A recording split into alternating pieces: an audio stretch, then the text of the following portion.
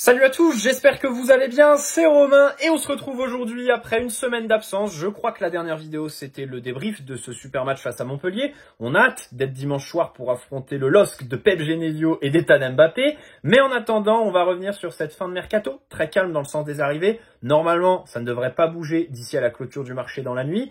Et dans le sens des départs, 2-3 trucs sur lesquels on reviendra. Bien sûr aussi, on va parler du tirage au sort de la Ligue des Champions nouveau format. Après le gros coup de chance lors de la dernière phase à élimination directe, rappelez-vous, tomber sur la Real Sociedad et du bon côté du tableau en finissant deuxième de notre poule. Là, la roue tourne à tourner. C'est le cas de le dire.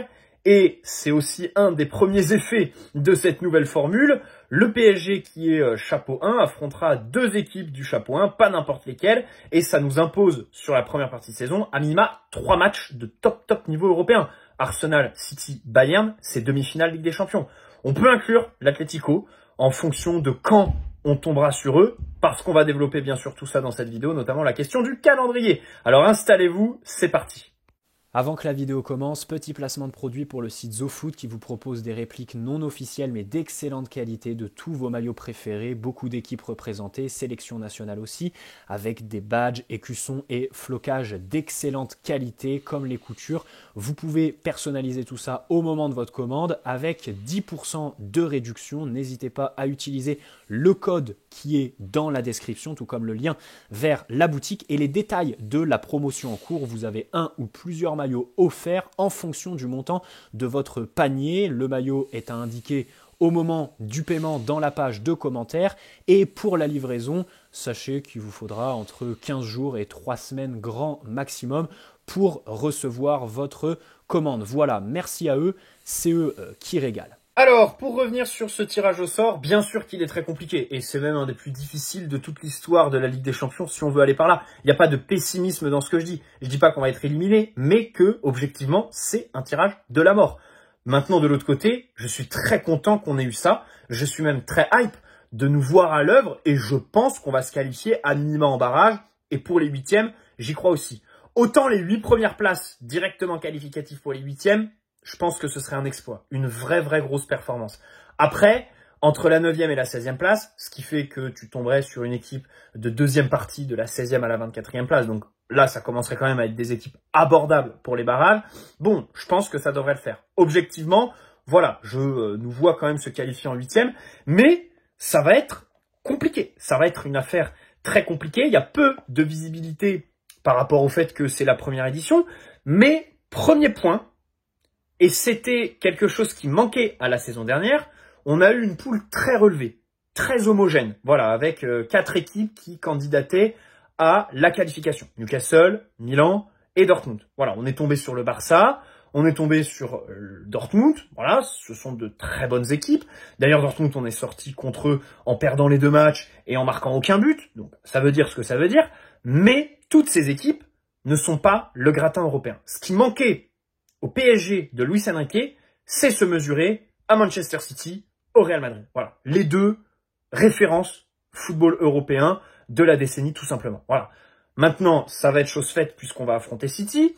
On va mettre aussi Arsenal, peut-être pas dans cette case, mais vraiment dans la case gros cador européen. Le Bayern, pareil. Donc vraiment là-dessus, je suis très content parce que c'est quelque chose qui avait manqué. Autant on a capitalisé. C'est vrai que les 16e de finale, les espèces de barrages, là qu'on va jouer, qui seront dans cette édition de la Ligue des Champions, finalement, bon, on a déjà connu ça l'année dernière avec le dernier match de poule en déplacement à Dortmund, où on est dos au mur, où on est mené au retour des vestiaires et où on fait tous les calculs possibles et imaginables. Donc voilà, on a déjà vécu les 16e de finale. Ensuite, on a eu 6 matchs à élimination directe. Donc ce groupe a engrangé quand même beaucoup d'expérience. Finalement, avec le mercato, le 11 n'a pas vraiment changé par rapport à un Bayern ou Atlético Madrid. C'est vrai que nous, on incorpore juste João Neves et William Pacho. Même si c'est vrai aussi qu'on perd Mbappé pour les gros matchs couperés de Ligue des Champions, je pense que c'est quand même à signaler. Il faut quand même le dire. Mais voilà, ça manquait l'année dernière d'une référence face à une grosse équipe européenne. Ensuite, il y a de la nouveauté. l'Atlético Madrid, franchement, déjà l'année dernière, si vous reprenez mes vidéos, je crois que lors du tirage au sort, je voulais tomber sur eux absolument. Sur eux et Arsenal. Voilà, parce que voilà, c'est vrai que c'est des équipes, Arsenal aussi, on les a affrontés en 2016, là, rappelez-vous, ces deux matchs un petit peu paranormaux, avec tous les loupés de Cavani. Mais bon, c'était quand même il y a 8 ans.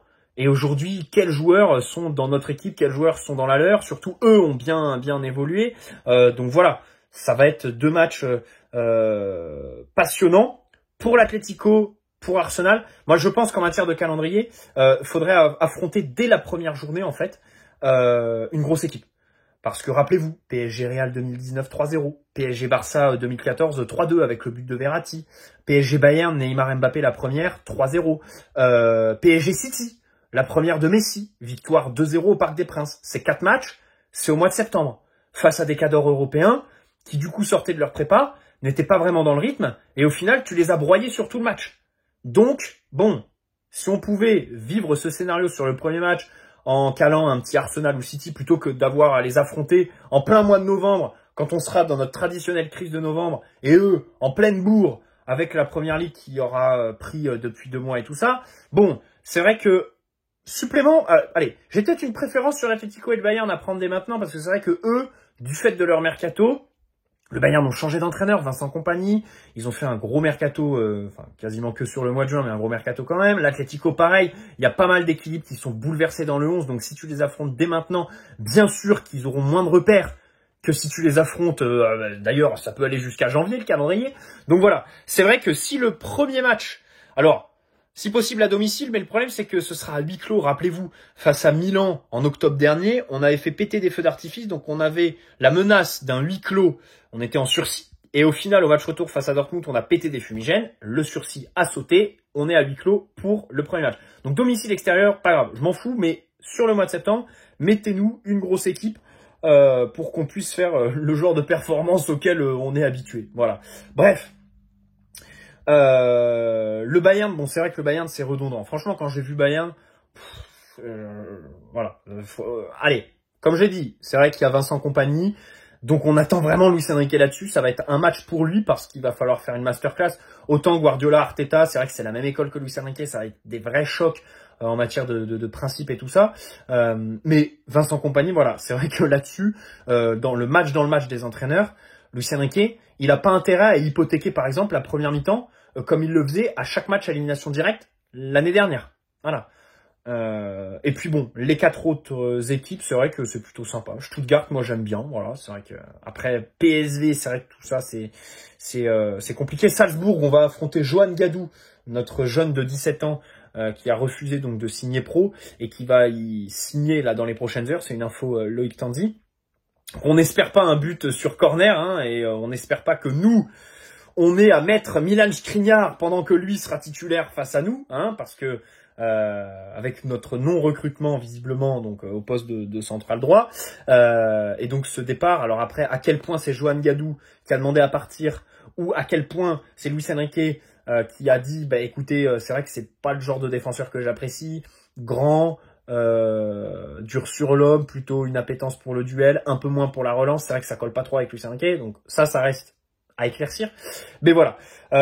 Bon, les simulations disent que pour faire le top 8, faut 16 points, 17 pour être sûr d'être dans le top 8. 17, ça me paraît vraiment compliqué, hein. J'ai essayé pas mal de combinaisons, mais franchement, bon, 9 minimum hein, pour aller en barrage, mais bon, je pense qu'on peut tabler sur 14-15. 14-15, ça peut être pas... C'est ça qui est dommage, c'est qu'aujourd'hui, si on parle objectivement, c'est vrai qu'on est un peu dans le ventre mou, en fait. Je pense qu'on est 10-11e, tu vois, au classement, et c'est dommage parce que voilà, si tu fais, si sur un malentendu, tu prends 3 points face à City ou Arsenal, là tout de suite, ça peut devenir intéressant. Donc c'est vrai qu'on est un peu dans un entre-deux, dont on a hâte, évidemment, de voir comment ça va se passer. Après, voilà, comme l'année dernière, le groupe va engranger encore une fois énormément d'expérience sur peu de temps, en ayant énormément de matchs. On rappelle que là, on a recruté plein de joueurs U23, d'accord, qui n'ont pas d'expérience de la Ligue des Champions, qui vont découvrir, Désiré Doué et tout ça. Joao Neves, le Benfica, ils étaient en phase finale de la Ligue des Champions quand ils commencent à remplacer Enzo Fernandez. Je ne sais pas s'il a joué. Alors après, l'année dernière, ils étaient en Europa League, mais Ils étaient en phase de poule de Ligue des Champions, si je dis pas de bêtises aussi. Donc bon, dans tous les cas, voilà, il va découvrir quand même ces gros matchs européens. Donc ça fait plaisir. Par contre, City avec Rodri, Arsenal avec Rice, le Bayern, Palhinha, Goretzka, tout ça, c'est des joueurs qui font 1m90. Voilà. Face à nos 3 milieux, qui dépassent pas le 1m80. Seul Warren qui est capable de rivaliser face à les joueurs que j'ai cités. Bon, ça va être compliqué. Je pense que là-dessus, il vaut mieux qu'on ait la possession et qu'on presse vraiment bien. Et sur coup de pied arrêté, spécialement contre Arsenal par exemple, je pense qu'on risque de prendre cher. Je rappelle que l'année dernière, on prend des buts sur coup de pied arrêté contre le Barça, qui avait spécialement travaillé ça. Voilà, le but de Christensen à l'aller par exemple. Contre Dortmund, le but de Mats Hummels typiquement. Donc voilà, c'est vrai que là-dessus, il faut absolument travailler ces coups de pied arrêtés parce que on joue des équipes qui ont les qualités de nos défauts en fait. Voilà, qui ont des qualités sur nos défauts. Donc ça, c'est vrai que ça va être compliqué. Surtout voilà, City Arsenal, ça va être des matchs où les deux équipes vont vouloir la possession, donc ça va être très difficile à pronostiquer. On va voir lequel des deux va réussir à imprimer son empreinte, machin chouette. Bon, après, si on veut relativiser, finalement, on va pas jouer beaucoup plus que sur les autres saisons, du moins jusqu'à janvier. C'est-à-dire que cet été, on devait jouer le Trophée des Champions. Au final, il a sauté, ça fait un match en moins. Je rappelle que la Ligue 1, il y a quand même 4 matchs en moins depuis la réforme, donc on est passé à 34 journées. Donc ça fait 2 matchs en moins d'ici à janvier. Plus de Coupe de la Ligue, donc ça veut dire que courant janvier, avant les 2 derniers matchs de poule, on n'aura pas de Coupe de la Ligue, machin, même si je pense qu'on aura de la Coupe de France. Bon, d'ici à janvier, finalement, il n'y a pas vraiment l'excuse des matchs qu'on va enchaîner par rapport à un City Arsenal qui joue beaucoup plus en Angleterre. Voilà. Après le Bayern, c'est vrai qu'en Allemagne aussi, c'est un championnat qui joue pas beaucoup. Je crois qu'avec la France, c'est le championnat où ça joue le moins.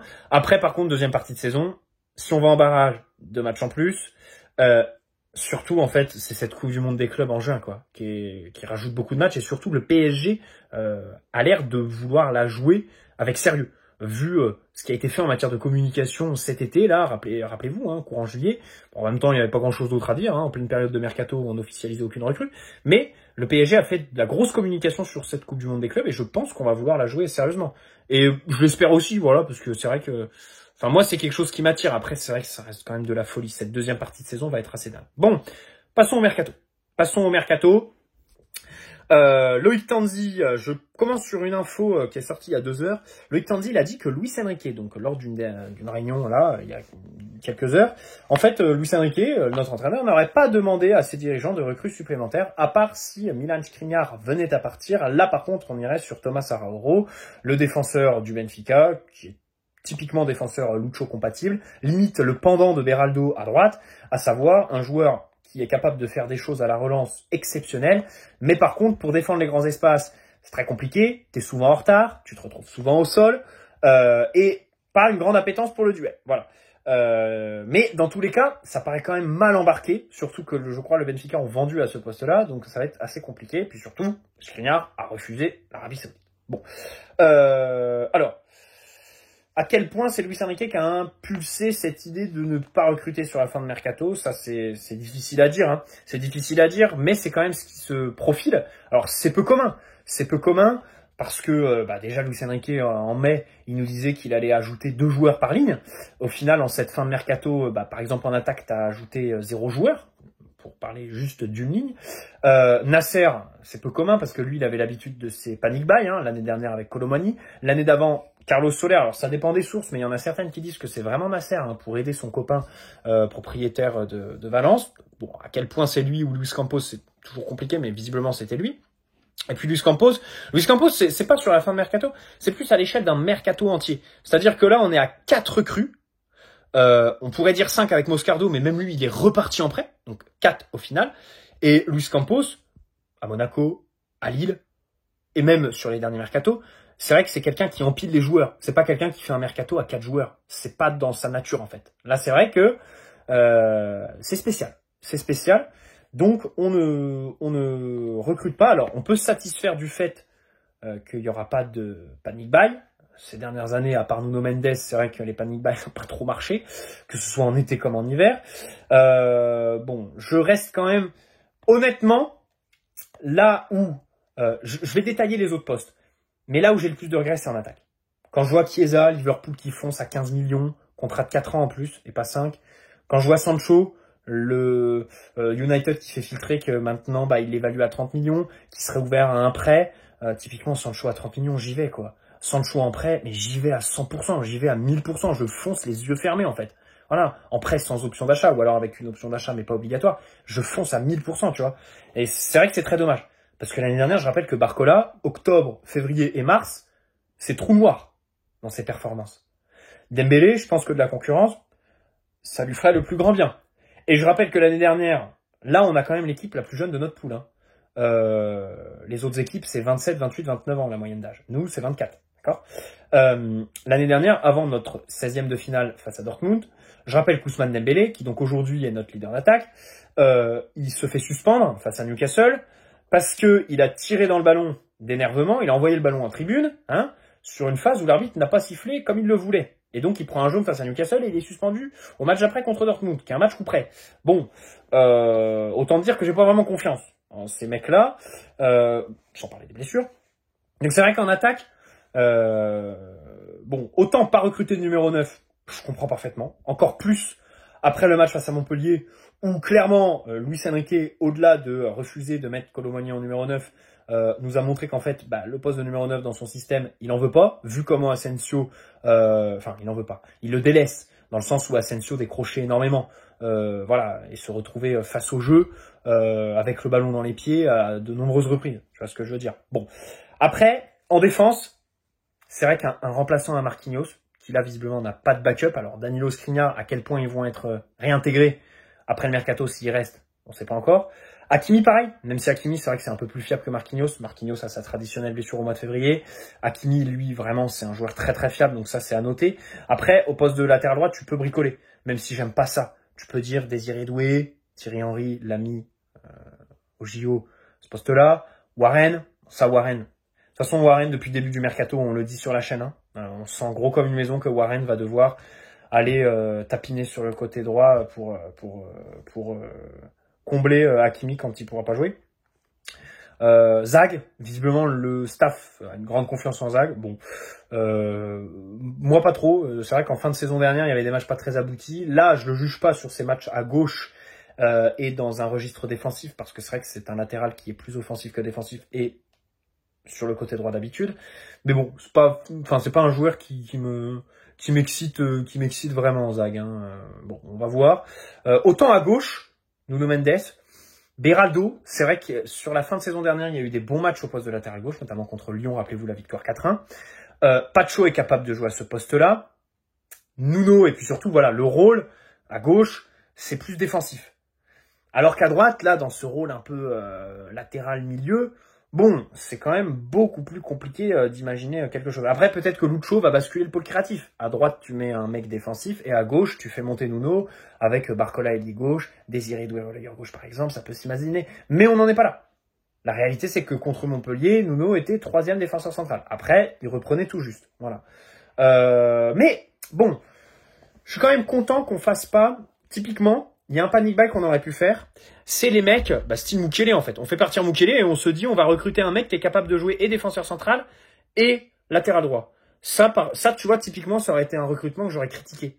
Soit tu prends un défenseur central pour être derrière Marquinhos, soit tu prends un latéral droit, profil milieu de terrain, avec du ballon et tout ça, pour suppléer Hakimi.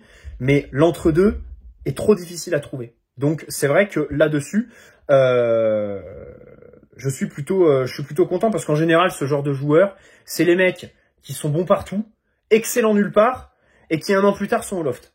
Donc je suis plutôt content. Je suis plutôt content parce que là, c'est vrai qu'il faut 2 recrutements assez distincts.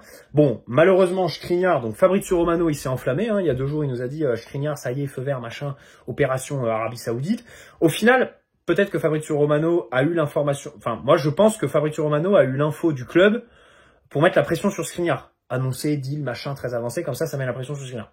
Bon, c'est ce que après, je sais pas. Dans tous les cas, c'est vrai que il s'est fait humilier, hein, parce qu'au final, Skriniar a dit ben non, et ça s'est pas fait. Et puis même, au-delà de la volonté du joueur, Skriniar n'était peut-être pas la priorité d'Al Nasser, parce qu'au final, ils font Simakan. Et d'ailleurs, Leipzig, pour remplacer Simakan, vont prendre, attention, Gertruida, qui était notre piste au mois de juin, rappelez-vous. Bref, bon, Skriniar, giga salaire à Paris, 1 200 000 brut, enfin, c'est extraordinaire par mois. Évidemment qu'il préfère cette vie-là à Paris plutôt que d'aller dans le golf, machin chouette. Et puis surtout, la réalité, les gars, c'est que sans recrutement à ce poste-là, il sera rapidement réintégré. Moi, ce que je comprends pas, c'est pourquoi on ne va pas sur... Thomas Arauro, on sait qu'on lui a fait une proposition de contrat, machin chouette, mais pourquoi on le recrute pas? Pourquoi on conditionne son arrivée à un départ de Skriniar? Sachant que, avec les départs quand même de Navas, de Mbappé, c'est vrai que là, en fin de mercato, on a vendu pour 50, 60 millions d'euros avec Ugarte, Garbi, machin. Voilà, t'es PSG quand même. T'as de la puissance financière, tu vois. Tu peux recruter Thomas Arauro et Skriniar pour lui faire comprendre, tu le mets au placard la saison. Tu vois ce que je veux dire? Parce que là, au final, les gars, dans un mois, Skriniar, il est titulaire en Ligue 1. Et il va faire, il va faire ses bouts de match et puis il va faire sa saison, comme l'année dernière en fait. C'est ce qui va se passer. Donc, là-dessus, j'ai pas trop compris, parce qu'on est le PSG. Normalement, ça devrait être le luxe d'être ce genre de club. Voilà. Mais là, et ça m'emmène sur une autre question, en fait. C'est-à-dire que, est-ce qu'on n'aurait pas surestimé la surface financière du club? Est-ce qu'il n'y aurait pas eu des petits imprévus cet été? Qu'on évoquera dans la vidéo bilan mercato. Qu'on fera lundi, les gars, ok? Après le débrief dimanche soir du match contre Lille. Pas demain, parce que demain, je peux pas faire de vidéo. Donc voilà. L'AS Rome, bon, il s'y est intéressé, parce que Danso, il a loupé la visite médicale, mais sur Danso, il voulait mettre 25 millions, et puis au final, sur Skriniar, fallait faire le prêt, fallait payer le salaire, machin chouette. Bon, tant pis. Manuel Ugarte en partance pour United. Ça y est, ça, normalement, ça devrait être officialisé, tout est signé. 50 millions plus 10 de bonus, plus 10% à la revente. Ça, pour le coup, c'est vraiment un bon point. Encore une fois, je le répète, je ne crois absolument pas en l'intégration d'Ugarte et en Première Ligue et à United dans une équipe de Ten Hag. J'ai pas du tout compris pourquoi ils se sont acharnés sur lui pendant tout l'été, parce que le dossier a duré très longtemps, c'est éternisé complètement. Et au final, l'issue positive, franchement, c'est une belle vente. Pour un joueur qui est en échec sur les 6 derniers mois, qui colle pas à la philosophie de Luis Enrique, c'est bien. Et encore une fois, on loue Jorge Mendes. On loue Jorge Mendes parce que c'est vrai que là, je rebondis sur ce que Romain Molina qui disait machin, sur un ton un peu négatif, c'est Jorge Mendes qui fait le mercato. Ok, mais de l'autre côté, ces joueurs, c'est pas Ryan Cherki, conseillé par la famille d'Mbappé, à qui on fait miroiter que Dortmund il y a une offre, et puis au final, y a personne au 31 août. Le mec, Ugarte échec, boum, Manchester United. João Neves, boum, je te mets au PSG, chut, avec le salaire qui va avec. Les 1000 euros, 9 millions par an à United. Peut-être qu'il va se scraper après. Mais après voilà, c'est aux joueurs, à la famille que revient le dernier choix. Mais c'est vrai que Jorge Mendes trouve toujours des points de chute à ses joueurs de manière assez exceptionnelle. C'est vrai. Là, Ugarte United, c'est quand même pas mal. C'est quand même un luxe d'avoir Jorge Mendes comme agent. Et Jorge Mendes, il fait son travail. Agent, c'est faire des deals. Voilà. Donc, on va pas lui reprocher de faire des deals. Voilà. Donc, ça, c'est vraiment un très bon point. Un autre qui l'est un peu moins, c'est Carlos Soler à West Ham. Pourquoi? Parce qu'on nous disait, West Ham, ils vont mettre 23 millions, là, ça y est, ça va être un transfert sec. Sauf que, problème de fair play financier, il renégocient un prêt. Et au final, prêt avec option d'achat à environ 20 millions d'euros, on ne sait pas le montant exact, tout comme on ne sait pas si elle est obligatoire ou pas, l'option d'achat. Mais visiblement, selon le Parisien, elle n'est pas obligatoire, elle est soumise à certaines conditions. Alors on va voir. Mais si l'option d'achat, si au final, l'option d'achat, il y a possibilité pour West Ham de ne pas la lever, c'est un mauvais deal. C'est un mauvais deal parce que, comme Ugarte, Soler, je comprends pas, en première ligue, il s'intégrera jamais. Ce sera un échec. Honnêtement, qu'est-ce que vous voulez que Soler, qui se fait massacrer par des mecs en Ligue 1 à Reims, réussisse en première ligue où l'intensité est démultipliée? Honnêtement, je ne comprendrai plus rien. Honnêtement, hein, je comprends pas. Franchement. Donc, c'est vrai que là-dessus, c'est dommage parce que le transférer, ça aurait été magique. Magique. Franchement, 20 millions en première ligue à Soler, voilà, les pigeons anglais dans toute leur splendeur. Mais si c'est qu'un prêt et qu'au final, il lève pas l'option d'achat, là, je pense qu'on aura un peu la queue entre les jambes. Bref. Danilo, on a demandé 10 millions à Porto, ils s'en sont allés. L'Arabie Saoudite, on était d'accord avec eux pour 15 millions, c'était inespéré, mais au final, il a refusé. Là, ça parle d'un prêt, il y a le FC Barcelone qui est sur le coup. C'est dommage. C'est dommage que on n'ait pas laissé Danilo partir gratuitement, tu vois. Typiquement, c'est le genre de joueur, il reste 1 an de contrat, qu'est-ce que tu vas te faire chier à prêter un mec à 10 mois de la fin de son contrat? C'est des deals que je comprends pas trop, quoi. Honnêtement, plutôt que d'aller faire un prêt et arranger Barcelone, qui est un club concurrent, pourquoi t'as fait la fine bouche avec Porto à leur dire « Allez les gars, 10 millions !» Au final, les mecs, ils t'ont proposé 5, t'as refusé, t'as dit 10. Non, bon, allez, gratuit, allez, terminé, rupture de contrat, machin, je sais pas quoi. Surtout que Danilo, il n'y a pas de problème de salaire. À la limite, allez, les 2 millions de salaire, tu peux lui payer, il se casse. Voilà. Parce que c'est vrai que Bernat, de l'autre côté, Bernat, c'est plus compliqué. 31 ans, sort d'un prêt moisi au Benfica. 700 000 € brut mensuels, c'est absolument énorme. Je sais pas si on se rend compte. Donc bon, là, il est prêté à Villarreal, on prend en charge la moitié du salaire. Allez, je veux bien comprendre. Même si de l'autre côté, quand tu prends en charge la moitié du salaire sur 10 mois, ok? Imaginons que, du coup, ce qu'on va balancer sur les 10 mois, on lui aurait donné en chèque. On lui dit, écoute, on te libère de ta dernière année de contrat et puis on te paye la moitié de tes salaires. Ou alors, allez, on fait un petit effort, 75% du salaire. Allez, plutôt que la moitié. Et au final, tu peux signer librement et pourquoi pas te négocier une prime à la signature avec le club en face. Bon, ça, c'est vrai qu'on pourrait faire la fine bouche. Mais bon, sur Bernat, honnêtement, j'avais vraiment aucune attente de la part du club. Bon, Mukiele à Leverkusen, bon, ils prennent en charge le salaire. On va voir, mais bon, ça m'a un peu surpris parce que je le voyais pas partir. Lui, pour le coup, c'était vraiment le mec gros relou qui est très intransigeant sur les projets et tout ça. Aussi financièrement parce qu'il a probablement le même salaire que Bernat. Donc voilà, Garbia à Braga, on voulait 10 millions, au final on fait 5 millions. Par contre, sur une future revente, on a 50% à la revente, même pas sur la plus-value, à la revente. Donc en fait, on a dit, bon, on voulait 10 millions, au final, on fait 50% sur le transfert maintenant, et on reprend 50% des droits du joueur sur le prochain transfert. Donc c'est vrai que c'est pas trop mal, bon, même si c'est vrai que je m'attendais peut-être un peu plus au vu de sa dernière saison en Suisse qui était plutôt pas mal. Au final, on fait 55 millions de ventes, 70-80 si on compte Ekitike à Francfort, rappelez-vous. Mais le problème, c'est que sur ce montant-là, il y a 6 ou 7 millions de plus-value. Donc tout de suite, c'est un peu moins sexy. Après, il reste le Qatar qui est ouvert jusqu'au 9 septembre. Rappelez-vous l'été dernier, hein, les magouilles Ilyes Ousni, Draxler, Marco Verratti. 2 septembre pour le Portugal, pour l'Arabie Saoudite. Donc on verra. Mais c'est vrai que l'objectif c'était de dégraisser. Bon, au final, je suis assez mitigé quand même, hein, parce qu'au final, il n'y a pas de transfert définitif à part Manuel Ugarte. Honnêtement, vu ce à quoi je m'attendais, enfin, il y a quelques jours, on pensait vendre Solaire, vendre Danilo. Bon, Skriniar, j'y ai jamais vraiment cru, mais ça aurait été déjà bien les deux, tu vois. Mais au final, les deux, bah, ils sont prêtés. Alors, Danilo, dans 10 mois, il est plus sous contrat, mais Solaire, il revient, quoi. Donc, bon, c'est dommage. Il n'y a que Ugarte, finalement, qui est vraiment un bon deal. Un bon deal. Et puis après, comme je l'ai dit dans le sens des arrivées, pas de panic buy. J'ai essayé de relativiser en vous disant qu'on n'allait pas jouer plus, finalement, jusqu'en janvier par rapport aux autres saisons.